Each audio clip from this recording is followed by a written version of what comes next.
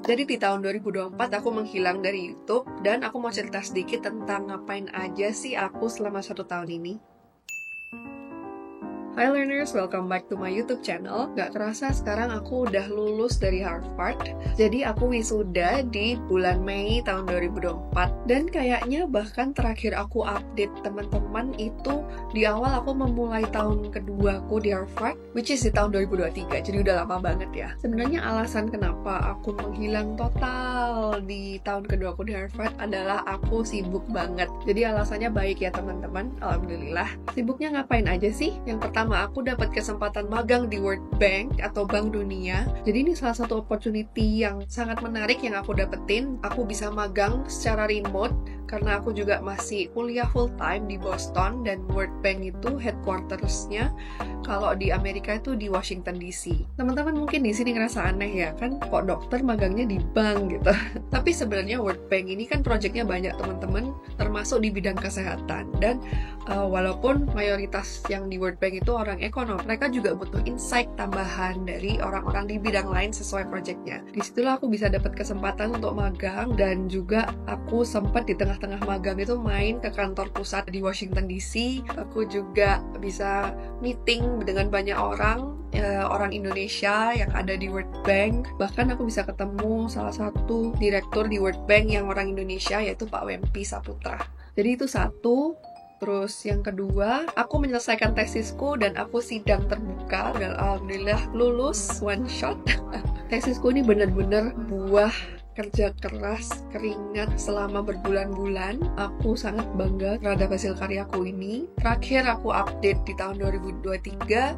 Mungkin teman-teman kalau udah nonton tahu kalau penelitianku itu di Jember, di Indonesia. Ketika menulis tesis ini aku mengolah data yang dari Jember itu, karena penelitianku ini mixed methods, jadi campuran antara metode kuantitatif atau kayak pakai analisis statistik itu dan kualitatif. Jadi aku ngewawancara banyak stakeholder di Jember. Itu lumayan ribet ya teman-teman. Ternyata jadi aku meribetkan diri sendiri, tapi alhamdulillah udah selesai sekarang. Aku juga sidangnya 2 kali, yang pertama tertutup sama dosen-dosen pembimbing, dan yang kedua ini terbuka. Yang sidang terbuka ini deg-degan banget karena semua orang boleh nanya, siapapun boleh datang, dan kebetulan waktu itu Dio sama Alma juga datang. Yay! Dan aku dinyatakan lulus di sidang itu. Pun sempet agak glitch di tengah-tengah pas Alma tiba-tiba lari ke aku, walaupun sudah diberikan distraction oleh bapaknya. Ya, jadi itu kesibukan keduaku. Alhamdulillah untuk tesisku sekarang ini sedang dalam proses review. Jadi aku udah submit ke salah satu jurnal dan lagi proses peer review atau nunggu komentar-komentar dari scientific peers di bidang yang sama. Dan yang ketiga, aku sibuk cari kerja, teman-teman. Jadi tentunya setelah lulus S2 ini rasanya kayak tertampar realita gitu ya. Dan itu aku udah mulai galau dari semester terakhirku, mau ngapain, mau kerja di mana. Nah, seperti yang teman-teman tahu, aku kuliah di Amerika Serikat pakai beasiswa LPDP, dan sejak tahun 2022 LPDP itu merubah kebijakannya. Jadi para awardee ini diperbolehkan untuk bekerja sampai 2 tahun di negara studinya. Setelah ada perubahan kebijakan kayak gini, akhirnya banyak teman-teman yang mencari kesempatan untuk bisa bekerja atau magang di negara studinya, karena memang kesempatan itu nggak akan datang 2 kali, teman-teman. Maksudnya apa? Kayak aku kan di Amerika sekarang menggunakan visa student, dan visa student ini mendapatkan jatah kerja selama 2 tahun. Nah, misalnya aku pulang, jatah kerja itu hangus. Jadi misal aku pulang ke Indonesia, lalu sewaktu-waktu aku apply kerja di sini nggak bisa, kecuali aku dapat perusahaan yang mau ngesponsorin visa kerja, maka aku nggak akan bisa meraih kesempatan itu lagi. Di dunia akademik, kayak misalnya di Harvard sendiri ini, mereka biasanya nggak mau ngesponsorin visa kerja karena mereka bukan perusahaan tapi institusi akademik. Nah, jadi itu kegalauan terberatku waktu itu. Aku apply ke puluhan posisi research atau peneliti, dan alhamdulillah aku mendapatkannya. Jadi aku bisa stay 1 tahun lagi di Amerika Serikat sebagai researcher. Dan researchernya itu di bidang yang aku sangat passionate, yaitu health systems atau sistem kesehatan. Sangat relevan dengan interestku dan tujuan karir masa masa depanku, dan apalagi untuk keinginanku untuk berkontribusi di Indonesia masa depannya. Dan juga aku dapat izin dari LPDP untuk lanjut kerja di sini selama 1 tahun. Ya, itu live update singkat, sibuk apa aja sih selama 1 tahun terakhir gitu. Terus kayak tadi aku cerita, di bulan Mei 2024 aku wisuda. Dan pertama kalinya aku ngerasain upacara wisuda di Harvard. Teman-teman, ini one in a lifetime experience banget karena upacaranya tuh gede banget. Jadi kan ribuan wisudawan waktu itu. Rangkaian upacaranya tuh sampai seminggu gitu. Jadi biasanya setiap school itu kayak fakultas gitu. Setiap school punya upacara wisuda sendiri. Terus nanti ada upacara wisuda sesuai grup afinitas. Kayak misalnya khusus mahasiswa Asian atau mahasiswa Islam gitu. Terus ada juga upacara gongnya, yaitu yang university wide atau satu universitas, ini yang ribuan itu. Nah, kebetulan di upacara yang school, fakultasku di sini yaitu Harvard Medical School, itu dimana kita dipanggil satu-satu untuk menerima ijazah. Dan di upacara itu aku bisa ngajak anakku Alma untuk naik ke atas panggung untuk menerima ijazahku.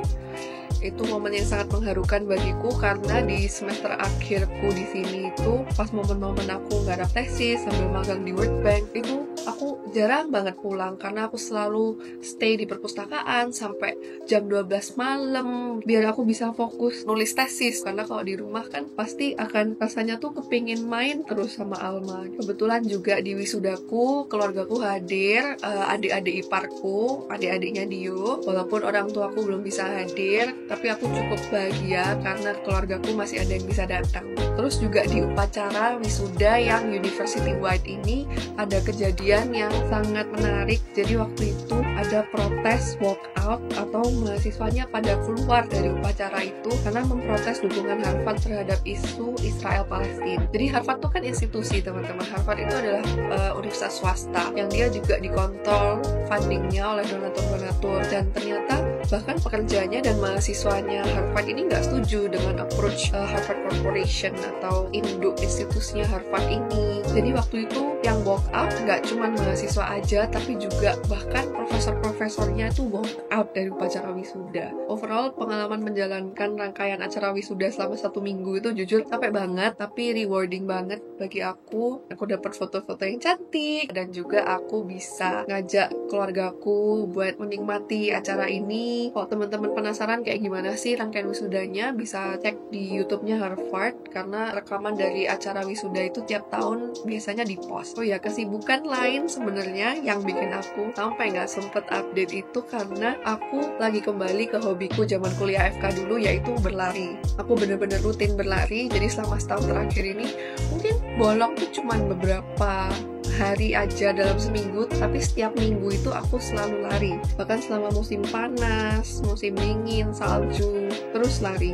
Jujur tuh lama-lama jadi hobi yang bikin aku bisa menghilangkan stres. Tentunya dengan keuntungannya yaitu badanku jadi super sehat banget, dan aku masih nge-gym juga, jadi rasanya tuh kayak paling sehat seumur hidupku deh. Jadi aku bersyukur banget di tahun 2024 ini nggak cuman secara akademik atau secara di pikiran aja gitu yang dikembangkan, tapi aku juga bisa mengembangkan tubuhku secara fisik. Kalau mau tahu lebih lanjut tentang cerita-cerita lariku, pertama kali aku ikut half marathon lagi setelah melahirkan dan punya anak, teman-teman bisa cek IG-ku @selin.runs, itu yang khusus tentang postingan lari. Akhirnya sekarang di bulan Februari 2025, nggak kerasa udah hampir setahun aku kerja di Harvard jadi peneliti, dan sekarang aku lagi persiapan buat balik ke Indonesia for good. Sejujurnya aku udah gak sabar banget untuk nanti di Indonesia aku akan ngapain. Insya Allah aku akan ceritakan di video selanjutnya kalau udah fix.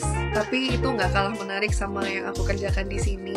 Dan pastinya aku ingin berterima kasih ke teman-teman di sini semua. Mungkin bagi yang udah nontonin videoku dari dulu, zaman belum berangkat ke Harvard, sekarang aku udah lulus, teman-teman. Dan aku berterima kasih atas support kalian semua.